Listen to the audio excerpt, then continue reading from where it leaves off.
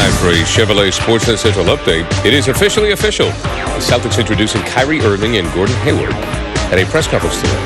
Our own Kyle Draper and Brian Scalabrine were at the Garden and caught up with the Celtics' newest superstar.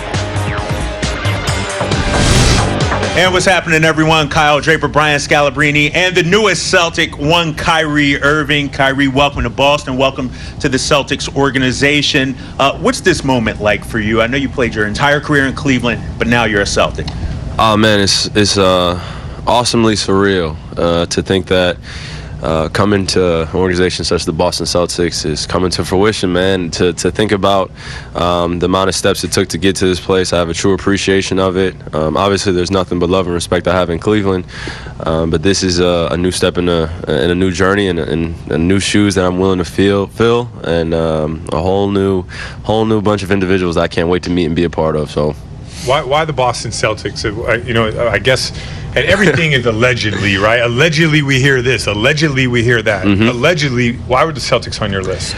Well, they came a-knocking, which it worked out perfectly in terms of the history of the way I've grown up. My dad playing here, just a lot of history in the city, as well as my mom and dad meeting here, which I'm appreciative because there would be no me without them meeting. So I feel like this was just kind of meant to be, and I feel right at home. And the fact that it was going to be the Boston Celtics, as we have played you guys in the Eastern Conference Finals as well as the semifinals in the first round the last 3 years. So seeing this change of guard and as well as the change of pieces, and by the way, it's just a true appreciation for what all those players gave you. That honestly, it was a crazy deal that the way it happened. But I'm just glad to be here and glad to be a part of it, man. What did you think of the organization when you were in Cleveland? I'm talking about the Celtics organization, battling them in the playoffs, seeing their fan base. What were your thoughts of Boston and the Celtics? Well, listening to you, not only you guys speak, but as well as our colored people and as well as everyone and the fans in the stadium, it got rowdy. And you appreciate being in the TD Garden and seeing how appreciative they are of just great talents. Don't get me wrong, of course there were some barrage of comments that you just literally that you hear all the time and you point at them and stuff like that, but now it feels good to be on the other side of that. And seeing those square boxes on that hardwood, man, is something that I always had in the back of my mind when I ran out of that tunnel in the opposing team's locker room. But now that I get to be on the other side, I'm excited to step on that floor as a Celtic. So in your press conference, you talked about being the greatest version of yourself. Was that greatest version like when LeBron had 3 fouls and like you went off and scored like I think 18 of 20 points? Is that what we're expecting night in and night out? Man, whenever that duty calls, man, you just prepare for it because there are situations that come across the game, as you know, as both of you guys know, the flow of the game can change in an instant, and I just try to be as prepared and be even keel and unwavering in my approach, so my teammates have that same trust that I have in them to go out there and really be myself and be themselves and come out with a win. How much more can Kyrie Irving, like what can fans expect from you? What level can you get to, do you think? Man. You can say it. Man.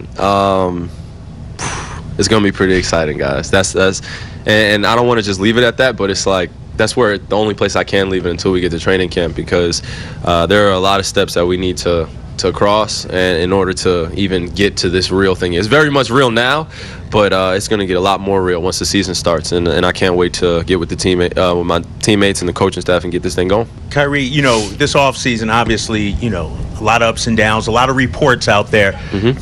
You heard the reports, I'm sure. What were your thoughts on some of the things that were reported? You and LeBron, you and the Cavs organization. What were some of your thoughts on that? And was that stuff true, or were you knowing inside it wasn't true? What were your thoughts this offseason? Well, I think we're going on a certain amount of days of going with when I wasn't speaking or doing anything, because that's not the platform that I exist on, and honestly, that reality doesn't.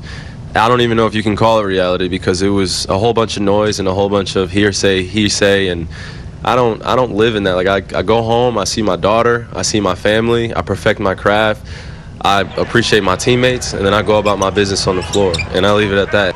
Game 1, Cleveland. Can't wait. At least you don't have to sit around and wait for it, right? Can't wait. October 17th, man. It'll be an exciting time in Cleveland, and I know everyone's going to be excited, not only from our fan base, but just the whole entire NBA, because the Eastern Conference, man, it's going to be a battle. Great job, guys. Thanks a lot. This is my guy, Jacoby Brissett. Right again, Tangway. Stand by. Arbella Early Edition is presented by Arbella Insurance. Here for good.